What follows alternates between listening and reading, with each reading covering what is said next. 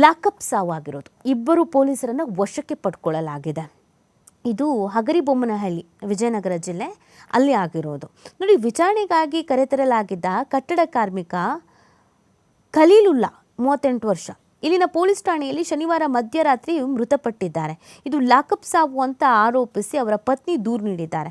ಪ್ರಕರಣ ಸಂಬಂಧ head constable Raghavendra, constable Venkatesh ವಿರುದ್ಧ ಹಲ್ಲೆ ಮತ್ತು ಕೊಲೆ ಆರೋಪದಡಿ ಪ್ರಕರಣವನ್ನು ದಾಖಲಿಸಿಕೊಳ್ಳಲಾಗಿದೆ. ಇದು ಸಾಕಷ್ಟು ರೀತಿಯಾದಂಥ ಚರ್ಚೆಗೂ ಕೂಡ ಕಾರಣವಾಗಿರೋದು. ಇನ್ನು ಕಾನ್ಸ್ಟೇಬಲ್ಸ್ಗಳನ್ನು ಕೂಡ ಈಗ ಸದ್ಯಕ್ಕೆ ವಶಕ್ಕೆ ಪಡೆಯಲಾಗಿದೆ ಅನ್ನೋದ್ರ ಬಗ್ಗೆ ಮಾಹಿತಿ ಇದೆ. ಜಿಲ್ಲಾ ಪೊಲೀಸ್ ವರಿಷ್ಠಾಧಿಕಾರಿ ಎಸ್ ಜಾಹ್ನವಿ ಅವರು ಇದಕ್ಕೆ ಸಂಬಂಧಪಟ್ಟಂತೆ ಸ್ಟೇಟ್ಮೆಂಟ್ ಕೂಡ ಮಾಡಿದ್ದಾರೆ. ಪಟ್ಟಣದ ಮೆಹಬೂಬ್ ನಗರದ ನಿವಾಸಿ ಖಲೀಲುಲ್ಲಾ ಅವರ ಪತ್ನಿ ಸಾಹಿನಾಜ್ ಅವರು ಶನಿವಾರ ಜಗಳ ಮಾಡಿಕೊಂಡಿದ್ರು. ಸಾಹಿನಾಜ್ ನೀಡಿದ ದೂರಿನಂತೆ ಪೊಲೀಸರು ಖಲೀಲುಲ್ಲಾ ಅವರನ್ನು ವಿಚಾರಣೆಗಾಗಿ ಠಾಣೆಗೆ ಕರೆತಂದಿದ್ರು. ಅಲ್ಲಿ ಸಿಬ್ಬಂದಿ ಹಲ್ಲೆ ನಡೆಸಿದ್ರಿಂದ ತೀವ್ರವಾಗಿ ಅಸ್ವಸ್ಥಗೊಂಡಿದ್ದ ಅವರನ್ನು ತಕ್ಷಣ ಆಸ್ಪತ್ರೆಗೆ ಕರೆದೊಯ್ದ್ರು. ಅಷ್ಟರಲ್ಲಿ ಮೃತಪಟ್ಟಿದ್ದಾರೆ ಅಂತ ಹೇಳ್ತಾ ಇದ್ದಾರೆ. ಗಂಡ ಹೆಂಡತಿ ಜಗಳ ಅಂತ ಕಂಪ್ಲೇಂಟ್ ಕೊಟ್ಟಿರೋದು ಹೆಂಡತಿ. ಸೊ ಈಗ ಲಾಕಪ್ ಡೆತ್ ಆಗಿದೆ, ನಂಗೆ ಪೊಲೀಸರ ಮೇಲೆ ಏನೇ ಡೌಟ್ ಇದೆ, ನನ್ನ ಗಂಡಂಗೆ ಬಾಯಿಗೆ ಬಂದಂಗೆ ಮನಸೋ ಇಚ್ಛೆ ಹೊಡೆದಿದ್ದಾರೆ ಅಂತ ಮತ್ತೆ ಹೆಂಡತಿನೇ ಕಂಪ್ಲೇಂಟ್ ಕೊಟ್ಟಿದ್ದಾರೆ.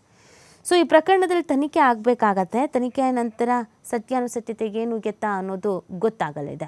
ಸೊ ಇದು ಸಾಕಷ್ಟು ರೀತಿಯಾದಂಥ ಪೊಲೀಸ್ ಇಲಾಖೆಗೆ ಒಂದು ಕಪ್ಪು ಚುಕ್ಕಿ ಅನ್ನೋ ಥರದಲ್ಲಿ ಆಗ್ತಾ ಇದೆ. ತನಿಖೆನ ಎದುರಿಸಬೇಕಾಗತ್ತೆ, ಏನಾಗುತ್ತೆ ನೋಡಬೇಕಾಗತ್ತೆ.